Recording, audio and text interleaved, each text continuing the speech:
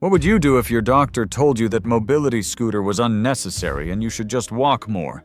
79-year-old Harold didn't know that his Amazon Spacewalk scooter would save his life just 3 hours after his doctor dismissed it. But Harold had no idea that the same doctor would soon owe him his life. Before we dive into this incredible story, where are you watching from today? Let us know in the comments. If you love stories of resilience and unexpected heroes, make sure to hit that like button, share this video, and subscribe for more amazing tales. Your support helps us bring these life-changing stories to light. Now, let's get into it. The fluorescent lights of St. Mary's Medical Center buzzed overhead as Harold Thompson sat on the examination table, his weathered hands folded neatly in his lap. At 79, Harold carried himself with the quiet dignity of a man who had worked construction for 40 years, built his own home, and raised 3 children. His silver hair was neatly combed, and despite his age, his blue eyes still held the sharp intelligence that had served him well throughout his life. Dr. Mitchell Stevens entered the room with his usual brisk efficiency, clipboard in hand, and a professional smile that didn't quite reach his eyes. At 45, Dr. Stevens was everything Harold wasn't: young, energetic, and perhaps a bit too confident in his medical opinions. He had been Harold's physician for the past 3 years, ever since Harold's longtime doctor had retired. "Good morning, Harold," Dr. Stevens said, settling into his chair and pulling up Harold's file on his tablet. "How are we feeling today?" Harold shifted slightly on the table, the paper crinkling beneath him. "Well, Doc, I've been having some more trouble with my knees, especially going up and down the stairs. My daughter Sarah suggested I look into getting one of those mobility scooters to help me get around better." Dr. Stevens looked up from his tablet, his eyebrows raising slightly. "A mobility scooter? Harold, you're in relatively good health for your age. Your blood pressure is manageable, your heart is strong, and while you have some arthritis, it's nothing that should prevent you from walking." Harold nodded, though something in the doctor's tone made him uncomfortable.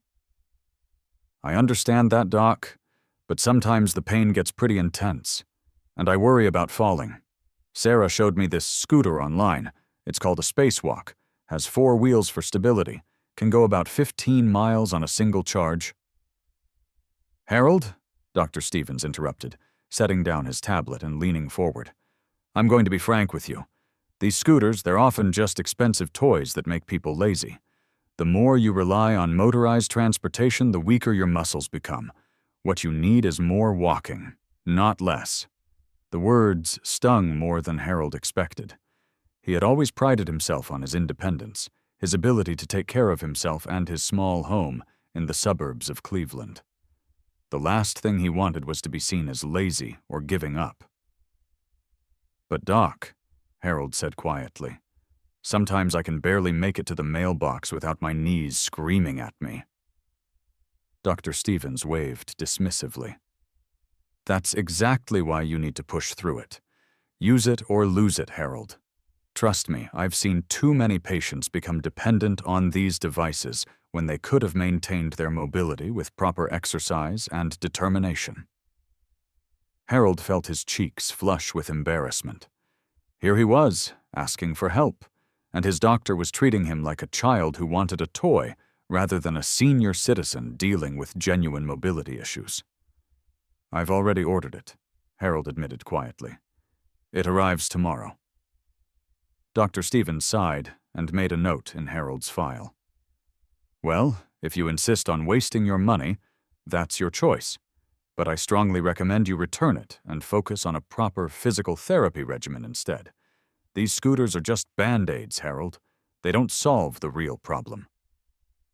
As Harold left the medical center that day, Dr. Stevens' words echoed in his mind. Expensive toy. Making people lazy. Band-Aid. Maybe the doctor was right. Maybe he was just looking for an easy way out instead of dealing with his problems head-on. But deep down, Harold knew something the doctor didn't understand.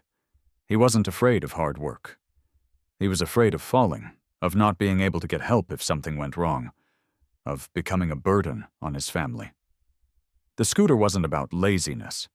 It was about maintaining the independence he had fought so hard to preserve. The next morning, Harold stood at his living room window, coffee cup in hand, watching as the delivery truck pulled into his driveway. The Spacewalk mobility scooter had arrived, just as promised. Despite Dr. Stevens's harsh words, Harold felt a flutter of excitement mixed with apprehension. The delivery men were efficient and courteous, helping Harold unpack the scooter in his garage. As he read through the manual, Harold was impressed by the thoughtful design. The scooter came 90% pre-assembled, just as advertised, requiring only a few simple steps to complete the setup. The control panel was intuitive. A color battery indicator that would let him know exactly how much charge remained, a horn for safety, headlight switches for evening rides, and a speed control knob that would let him adjust his pace from a gentle cruise to a maximum of 8 kilometers per hour. The forward and reverse levers were clearly marked, and there was even a lock switch for security. What impressed Harold most was the electromagnetic braking system. All he had to do was release the speed lever, and the scooter would come to a smooth, safe stop. The system could even detect when he was going downhill and automatically prevent excessive speed, a feature that gave him confidence about navigating the somewhat hilly neighborhood. The scooter itself was substantial, but not overwhelming. At 97 pounds, it was heavy enough to feel stable and secure, but the four-wheel design with 8-inch tires gave it an authoritative presence. The red and black color scheme was dignified, not flashy, and the dual baskets, one in front and one in back, would be perfect for carrying groceries or other essentials. Harold spent the afternoon familiarizing himself with the controls, first in his garage, then slowly venturing out into his driveway. The 350-watt motor was surprisingly quiet, and the scooter handled smoothly on both the smooth concrete of his driveway and the slightly rougher surface of his sidewalk. By evening, Harold had gained enough confidence to take a short trip around the block. The scooter's ground clearance of 3.4 inches easily handled the uneven sidewalks of his older neighborhood, and the tire tread provided excellent traction even on the slightly damp pavement from an earlier rain shower. As he returned home, Harold felt something he hadn't experienced in months: freedom. For the first time in a long while, he had been able to travel beyond his immediate property without pain, without fear of falling, without having to carefully plan each step to avoid aggravating his knees. Dr. Stevens's words still nagged at him, but Harold decided to trust his own experience. The scooter wasn't making him lazy. It was giving him back his life. 3 days later, on a quiet Tuesday evening, Harold was settling in for his usual routine. He had spent the day doing light housework, preparing a simple dinner, and reading the newspaper. The Spacewalk scooter sat in his garage, fully charged and ready, though he hadn't needed it that day since he'd spent most of his time at home. At around 8:30 p.m., Harold was watching the evening news when he felt a strange sensation in his chest. Not quite pain, but an unsettling pressure that made him shift uncomfortably in his recliner. He tried to dismiss it as heartburn from the leftover pizza he'd had for dinner, but the feeling persisted and began to intensify. Within minutes, the pressure had become a crushing pain that radiated down his left arm and up into his jaw. Harold had never experienced a heart attack before, but he knew instantly that's what was happening. His construction worker instincts, honed by decades of dangerous situations, kicked in immediately. His landline phone was in the kitchen, but as Harold tried to stand from his recliner, his legs gave out from under him. The pain was overwhelming, and he found himself on the floor, struggling to breathe, his vision starting to blur around the edges. The kitchen might as well have been a mile away. In his condition, crawling that distance could take precious minutes he didn't have. His cell phone was upstairs on his nightstand. He had never gotten into the habit of carrying it around the house. But then Harold remembered something: his Spacewalk scooter in the garage. The garage was closer than the kitchen, and more importantly, The scooter would allow him to travel quickly to his neighbor's house next door. Margaret Chen, a retired nurse, would know what to do, and she always stayed up late watching her Korean dramas. Summoning every ounce of strength he had left, Harold began crawling toward the garage. Each movement sent waves of pain through his chest, but he forced himself to keep going.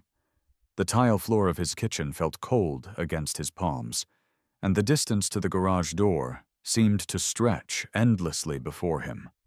When he finally reached the garage and managed to pull himself up onto the spacewalk scooter, Harold's hands were shaking so badly he could barely operate the controls. But the design was so intuitive that even in his compromised state, he was able to switch the gear lever to electric driving mode, turn the key, and ease the speed lever forward. The scooter responded immediately, carrying him smoothly out of the garage and down his driveway.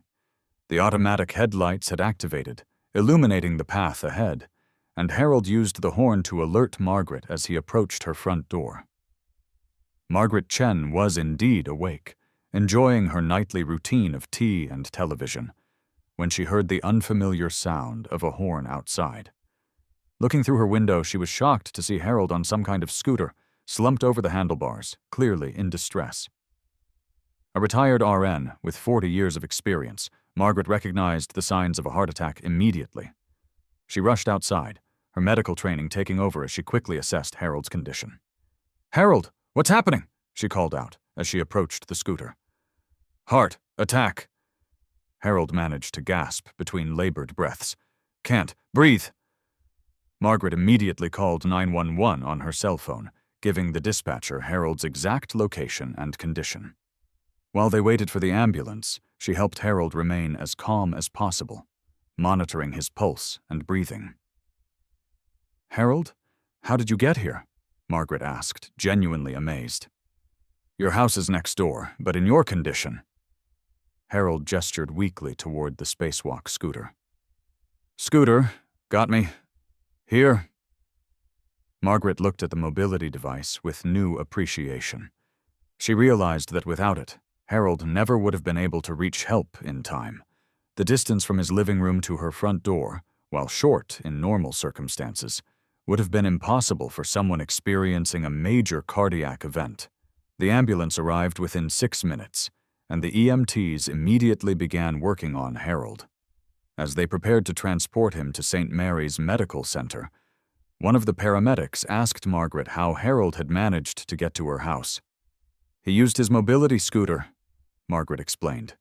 "He was having a heart attack in his living room, but somehow managed to get to his garage and ride the scooter to my door." The paramedic shook his head in amazement. "Ma'am, that scooter probably saved his life. Most people his age experiencing a heart attack of this severity wouldn't have been able to get help in time."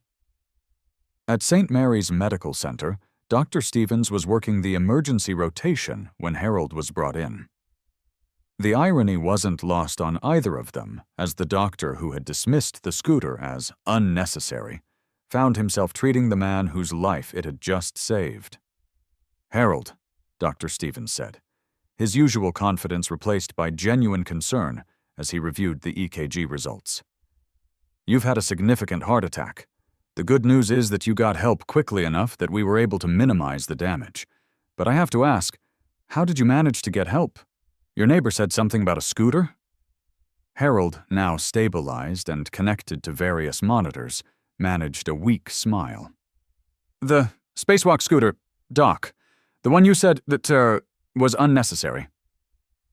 Dr. Stevens paused, his pen hovering over Harold's chart. The weight of his previous dismissal hit him like a physical blow.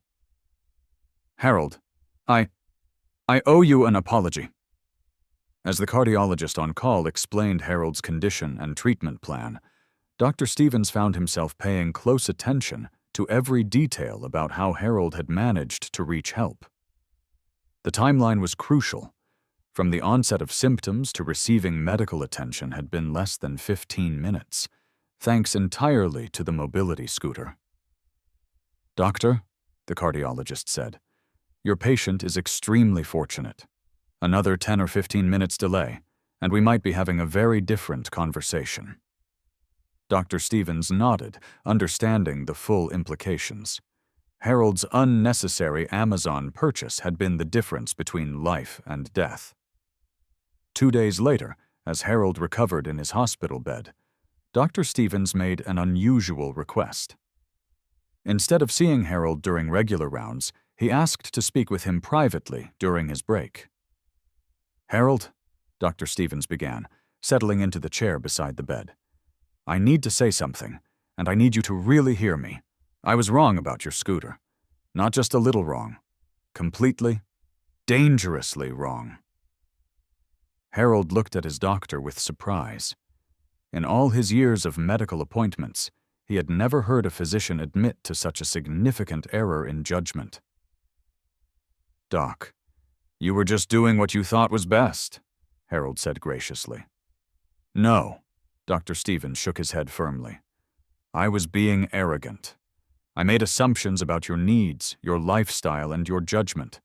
I let my own biases about mobility devices cloud my medical reasoning, and it could have cost you your life." The doctor paused, gathering his thoughts. "Harold, when I think about what would have happened if you had listened to me and returned that scooter, when I think about you lying on your living room floor, unable to reach help—" "But that didn't happen," Harold said softly.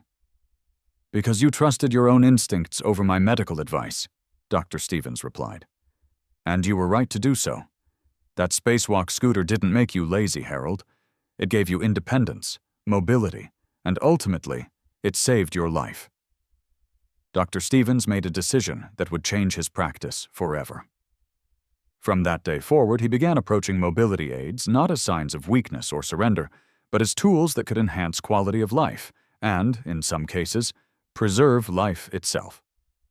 Word of Harold's story spread quickly through the medical center and the community. Margaret Chen, proud of her neighbor's ingenuity and grateful for his survival, shared the story with her friends at the senior center. Soon, other seniors were asking their doctors about mobility scooters, not as symbols of giving up, but as practical safety devices.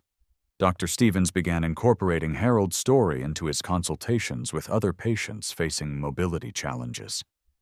He developed a new appreciation for the engineering that went into devices like the Spacewalk scooter, the electromagnetic braking system that had allowed Harold to stop safely at Margaret's door, the intuitive controls that had been operable even during a medical crisis, the sturdy four-wheel design that had provided stability when Harold was physically compromised.